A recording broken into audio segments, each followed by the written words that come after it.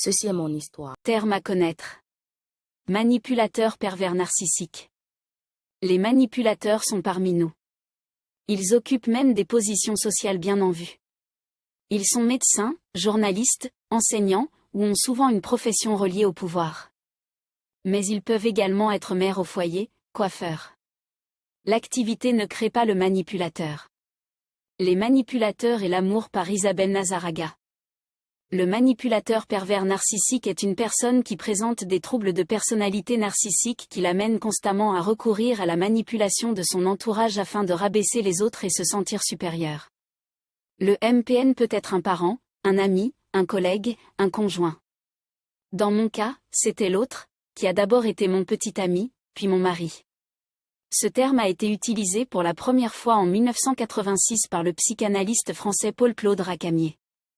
Ce dernier présentait alors le pervers narcissique comme « celui qui se fait valoir aux dépens d'autrui ». Depuis lors, de nombreux auteurs l'ont assimilé à la psychopathologie qui repose sur la manipulation mentale. L'autre n'a pas eu une enfance facile. Témoin des violences de son père sur sa mère, il a secrètement nourri l'illusion de prendre la place de ce père aussi absent que le mien auprès d'une mère que la vie conjugale a transformé en mégalomane au sein de sa propre famille. Créer une distance entre les actes de son père et lui, et éviter les foudres de sa mère, deviennent son combat quotidien et plantent le décor parfait pour son apprentissage, l'art de faire semblant. Il a appris bientôt à être le fanatique et l'iconoclaste. Bombardement d'amour. Ce terme, plus répandu dans la langue anglaise, love bombing, a été rendu populaire par la psychiatre Margaret Taylor Singer. C'est donc la tendance qu'a le manipulateur à bombarder sa victime d'attention au travers des flatteries excessives, des messages et appels incessants et des cadeaux hors de prix dès lors que celle-ci se montre réceptive à ses avances. En élevant ainsi sa victime, le manipulateur l'amène à se sentir spécial et parvient inéluctablement à occuper une place importante dans la vie de cette dernière. Mon bombardement fut atomique. Aucun atome n'avait été épargné. Mon premier smartphone fut acheté par l'autre. Il connaissait mes moindres déplacements car il appelait toutes les heures. Il avait mon emploi du temps. Il m'accompagnait et me prenait de l'école. Mes plus belles robes en première année d'études supérieures avaient un lien direct avec son portefeuille. Étant nouvelle à la capitale, c'est l'autre qui m'a fait découvrir tous les lieux historiques de mon beau pays. Il n'a pas hésité à m'amener voir et toucher la Coupe du Monde en or massif en partance vers l'Afrique du Sud en 2010. J'étais la fille de ses rêves, la petite amie parfaite et la femme idéale. Avant la fin de ma première année à l'ENS, j'avais déjà accepté sa demande. Lune de miel. C'est cette phase où tout va bien. Le prédateur et sa proie vivent leur idylle complètement détachée du monde extérieur. Tandis que le prédateur savoure l'adoration qu'il a créée chez sa proie, la proie quant à elle aime la dévotion que son prédateur lui voue. Tous deux sont dans la bulle enflammée mais bien qu'ils croient être sur le chemin du bonheur, ils sont en réalité prêts à sombrer de façon dramatique dans le malheur. Durant ce bombardement prolongé qui impliquait désormais l'autre et moi-même, ces paroles envoûtantes m'ont hissé jusqu'au sommet de ma pyramide existentielle. Il ne pouvait pas vivre sans moi, j'étais sa source d'inspiration, j'étais la personne qui avait donné un sens à sa vie, j'étais l'archétype de la perfection. Je n'avais pas à faire d'efforts car j'incarnais tout ce qu'il cherchait chez une femme, l'intelligence, la beauté et surtout, la fertilité. Un était l'assurance que je lui ferais des enfants. Pendant que je buvais ses promesses ronflantes et me projetais comme toute proie normale, l'autre, comme tout prédateur digne, s'installait dans ma tête et bientôt je devais me retrouver très loin de lui et encore plus loin de moi-même. Gaslighting. Ce mot, gaslighting, est encore connu sous le terme détournement cognitif. Il est issu du film américain Gaslight dans lequel on voit un homme accuser sa femme d'instabilité mentale. Il la manipule au point de la faire douter de sa mémoire. C'est donc cette manie qu'a le manipulateur de nier l'existence des moments pénibles qu'il a fait vivre à sa victime ou même de les transformer afin de désorienter cette dernière. La victime commence à se poser des questions sur ce qu'elle croit avoir subi et se remet elle-même en question. Après 2 ans de bombardement et de consommation de pur miel fabriqué dans les grands arbres imposants de l'Ouest Cameroun, à peine 3 mois après que j'ai accepté sa 2e bague et que j'ai enfin commencé à la porter, l'autre m'a confondu avec l'une de ses élèves. Je venais lui annoncer que j'avais décroché un contrat de répétition qui me permettrait d'être plus indépendante. À ma grande surprise, j'ai fait la connaissance de l'autre, le vrai lui. Dans la posture qui dépeignait une image opposée à celle qu'il m'avait présentée jusque-là. J'ai repensé à sa jalousie maladive, à toutes les fois où la simple sonnerie de mon téléphone lui sortait les yeux des orbites. Son visage se désintégrait chaque fois qu'il me voyait avec une personne de sexe opposé. Tous ses conseils bienveillants. Mon flambeau vivant. Je n'avais pas compris. J'ai fini par admettre que j'étais l'unique responsable de ce croc en jambe. Il est allé vers son élève parce que je l'ai fait douter de notre relation en gardant des amis qu'il n'aimait pas. Il n'était pas non plus responsable de son jeu malsain avec ma meilleure amie de l'époque, elle. C'est elle qui avait commencé. Quant à X, c'était la distance, l'entourage, les amis en commun. Pour Y, Z, et les etc., ça a toujours été soit moi, soit les autres, ou encore la nature, les responsables.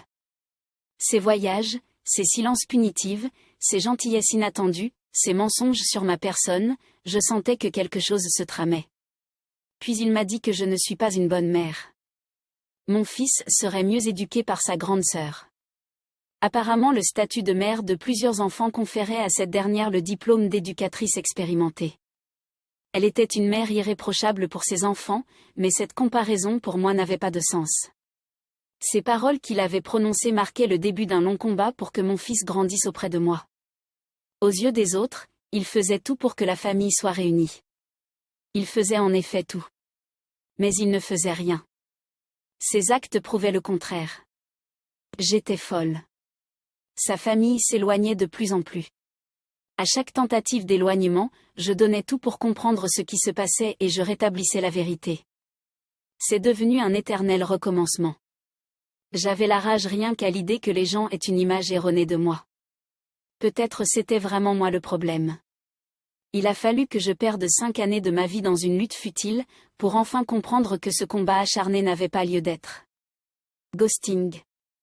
Le ghosting étant le fait de léser la psychologie d'une personne qu'on s'est surpassée pour rendre dépendant de notre présence, j'y ai eu droit aussi souvent que l'air que je respire. C'est la méthode de manipulation qui permet au manipulateur, quand il n'a plus le contrôle, de disparaître, de faire silence radio. Après l'épisode de l'élève, j'attendais des explications. J'attendais de lui qu'il me dise pourquoi il n'avait pas respecté ses propres règles. Il m'a ghosté. Je suis restée 8 mois sans nouvelles. J'étais perdue et ce n'était que le début. Durant toutes nos années de mariage, cette attitude est devenue sa seconde nature. S'il sortait et revenait le matin, il me ghostait pour ne pas avoir à s'expliquer. Tout sujet abordé qui le mettait mal à l'aise était une opportunité pour qu'il ne m'adresse plus la parole. J'ai laissé choir tout ce qui, quoiqu'important, ne valait pas la peine pour que je prenne le risque de me faire larguer émotionnellement. Je me suis adaptée. J'ai commencé à lui écrire quand il fallait à tout prix que ça sorte. J'écrivais de peur d'être interrompue par ses faiblesses que son regard perçant et son ton hautain faisaient remonter en moi. Le résultat, néanmoins, était pareil. Il me qualifiait d'insoumise quand je parvenais à mettre des mots sur les situations. J'avais trouvé le moyen pour qu'il sache, malgré tout, ce que je pensais. Après l'histoire de l'élève, 8 mois se sont écoulés avant que l'autre ne m'écrive une longue lettre d'amour qu'aujourd'hui je qualifierais de business plan. Son projet était alléchant. Il avait changé. Il était prêt à accepter mes valeurs, mes croyances. Il voulait s'accommoder. Il me voulait moi, la personne dont la seule présence le rendait meilleur. Je me suis encore sentie importante et j'ai cédé. Je lui ai de nouveau fait confiance. Je lui ai donné une autre chance. Le sujet de l'élève, pour moi, était enterré. Avec le temps, il a banalisé son acte de trahison et je suis devenue la fautive. Il a commencé à se justifier. Selon lui, je l'avais poussé dans les bras de celle-là.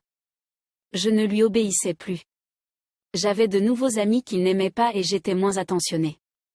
Notre couple idéal avait frôlé la chute par ma faute, par ma seule faute. Pauvre de l'autre. Je devais tout faire pour me rattraper. Contre-manipulation.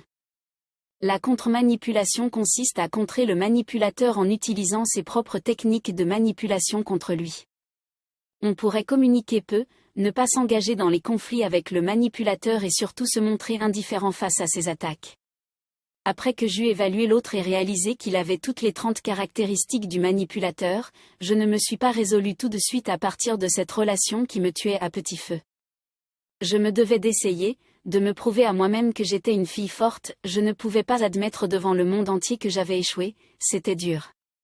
Moins difficile, sur le moment, était l'option de la contre-manipulation.